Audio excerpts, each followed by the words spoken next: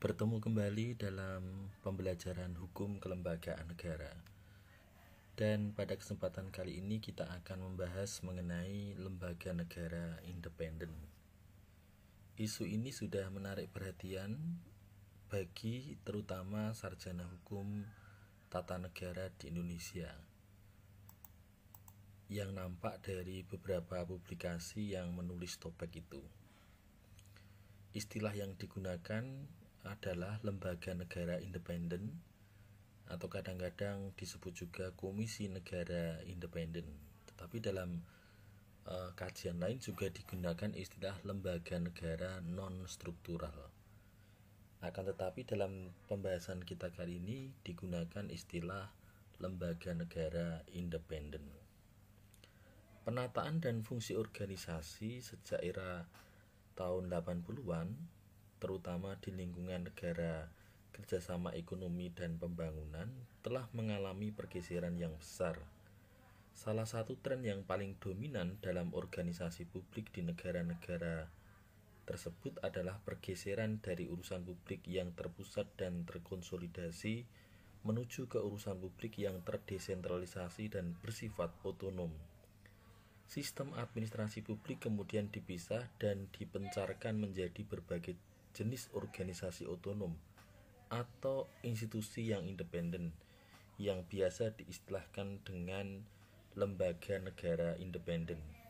Lembaga sejenis ini antara lain seperti Federal Trade Commission di Amerika Serikat, Commission de Operation de Bourse di Italia, atau The Commission of Racial Equality di Inggris. Konsepsi pembentukan lembaga negara pada awalnya merujuk pada ajaran trias politika yang dikemukakan oleh Montesquieu. Perkembangan model kelembagaan negara tersebut juga terjadi di Indonesia. Melalui amandemen konstitusi, format penyusunan lembaga negara kemudian tidak secara kaku mengikuti ajaran trias politika tersebut, karena lebih diarahkan untuk menyesuaikan dengan aspirasi rakyat dan kebutuhan perkembangan zaman. Trauma panjang akan otoritarianisme dan absolutisme menyebabkan model kelembagaan negara disusun sedemikian rupa secara terpisah dan setara sehingga dapat saling mengimbangi dan mengawasi. Seiring waktu, tuntutan akan perbaikan pelayanan, transparansi, dan akuntabilitas pihak penyelenggara negara juga terus menguat sehingga mendorong adanya reformasi institusi negara. Sekarang kita lihat di dalam visual ini, nampak bahwa dalam konteks lembaga negara, terutama ada di lingkungan rumpun kekuasaan eksekutif, terdiri atas presiden dan wakil presiden, ya. Kemudian di sini ada lembaga negara, ya.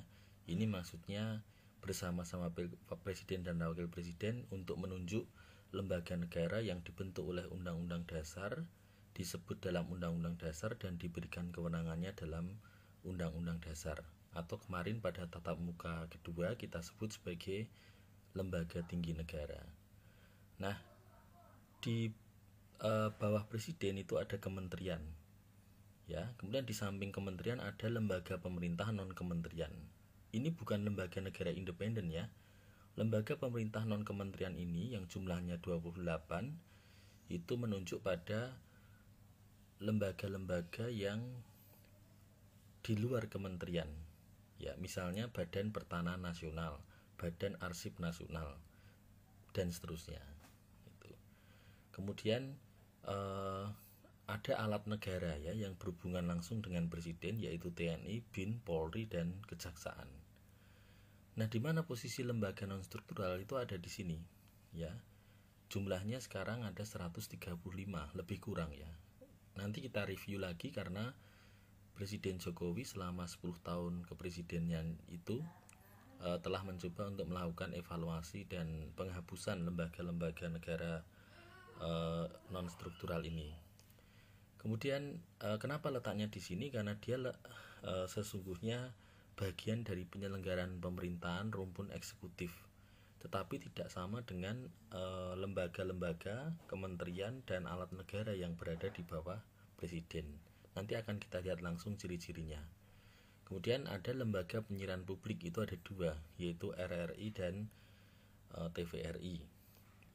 Jadi di situ ya posisi dari lembaga negara independen ini. Kemudian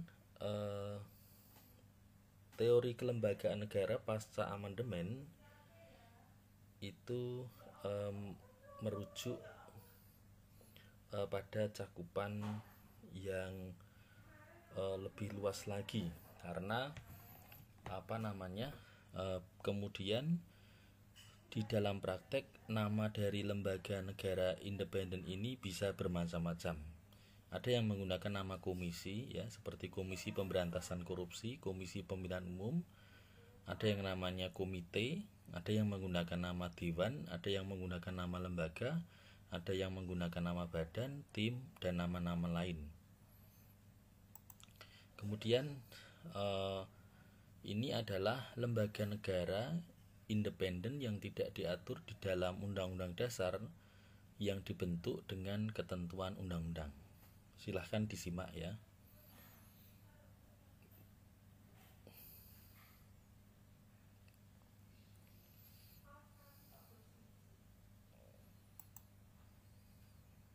Ini juga ya.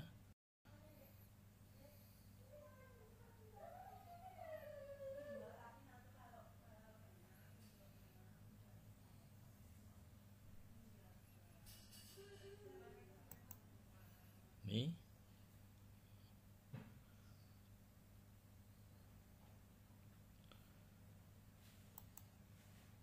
kemudian ini adalah lembaga negara yang tidak diatur dalam Undang-Undang Dasar dan dibentuk dengan dasar hukum peraturan pemerintah.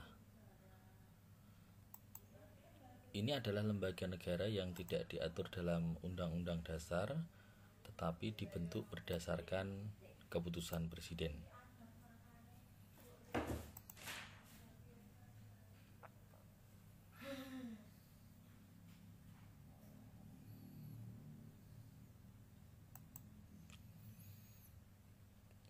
Kemudian ini lembaga negara yang tidak diatur dalam Undang-Undang Dasar dan dibentuk dengan peraturan presiden.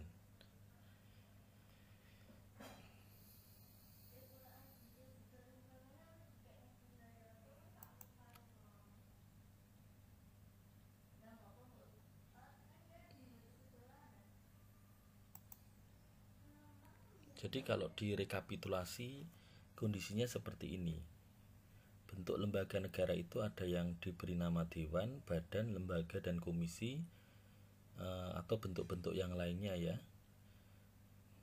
Kemudian jumlahnya ada 71. Kemudian menurut dasar hukumnya ada yang dibentuk dengan undang-undang, peraturan pemerintah, keputusan presiden, dan peraturan presiden. Jumlahnya ada 71 lembaga.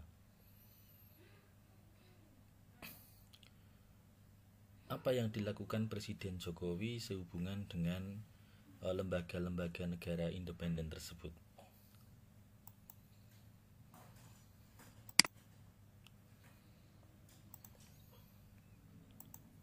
Silahkan simak video berikut ini. 18 lembaga yang akan dibubarkan dalam waktu dekat, meski belum merinci daftar lembaga yang akan dihapus. Salah satu alasan perampingan dilakukan untuk mengurangi beban anggaran negara di tengah pandemi virus corona. Sementara di sisi lain, Kepala Staf Kepresidenan Muldoko mengaku 3 lembaga yang akan dibubarkan, yakni Komisi Nasional Lanjut Usia atau Komnas Lansia, Badan Standarisasi dan Akreditasi Nasional Keolahragaan atau BSANK, dan Badan Restorasi Gambut atau BRG. Apa urgensinya belasan lembaga itu dibubarkan?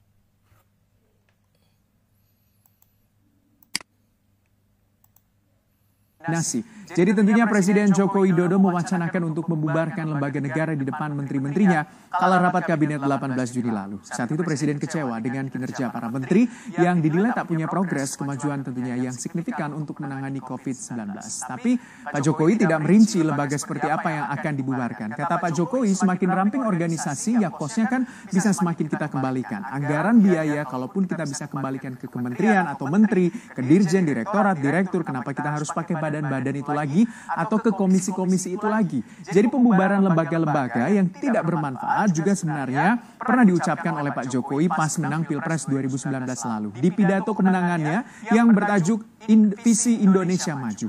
Jadi selama menjadi presiden dari 2014 lalu sebenarnya, Pak Jokowi itu sudah membubarkan beberapa lembaga negara. Kita lihat sama-sama. Jadi lembaga negara yang dibubarkan oleh Pak Jokowi tercatat ada 23 lembaga negara yang dibubarkan selama Pak Jokowi menjabat. Di antaranya adalah Dewan Penerbangan Antariksa Nasional, Lembaga Koordinasi Pengendalian Peningkatan Kesejahteraan Sosial, Penyandang Cacat, ada Dewan Buku Nasional, Komisi Hukum Nasional, Badan Kebijaksanaan dan juga Pengendalian Pembangunan, Perumahan dan juga Permukiman Nasional, ada Komite Antar Departemen Bidang Kehutanan, lalu ada juga Badan Pengembangan Kawasan Pembangunan Ekonomi Terpadu, Komite Aksi Nasional Penghapusan Bentuk-bentuk Pekerjaan Terburuk untuk Anak,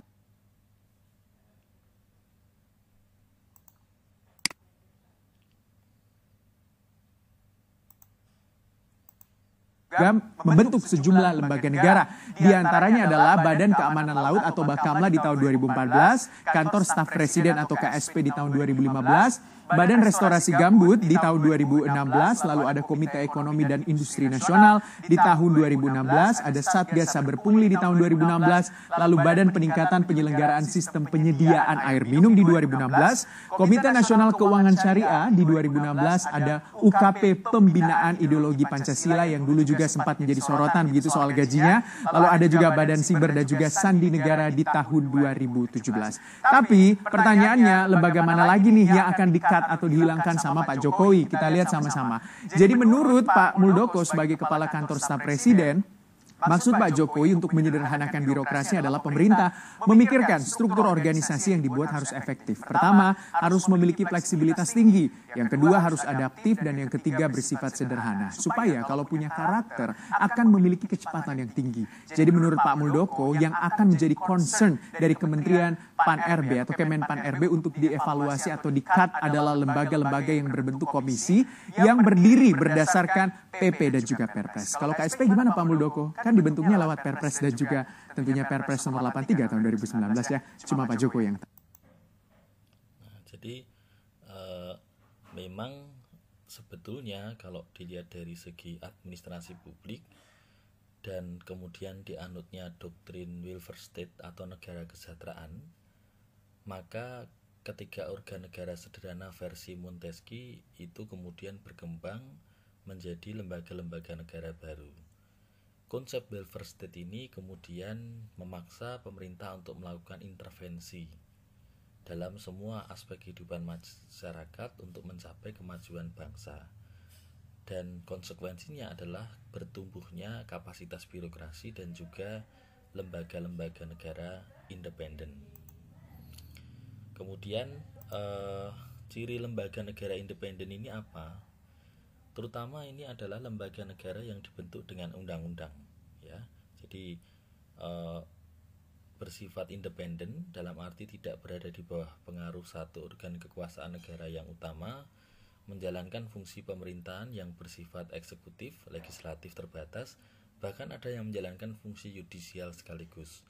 Contohnya Komisi Pengawas Persaingan Usaha. Kemudian pengisian jabatan atau anggotanya melibatkan masyarakat.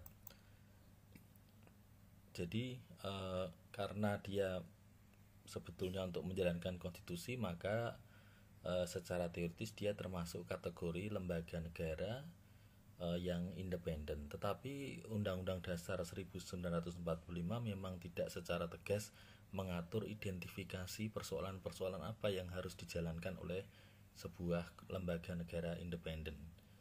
Sehingga dalam praktek bukan saja dengan undang-undang, bahkan dengan aturan-aturan di tingkat eksekutif seperti peraturan pemerintah, keputusan presiden dan peraturan presiden, muncul lembaga-lembaga negara seperti itu.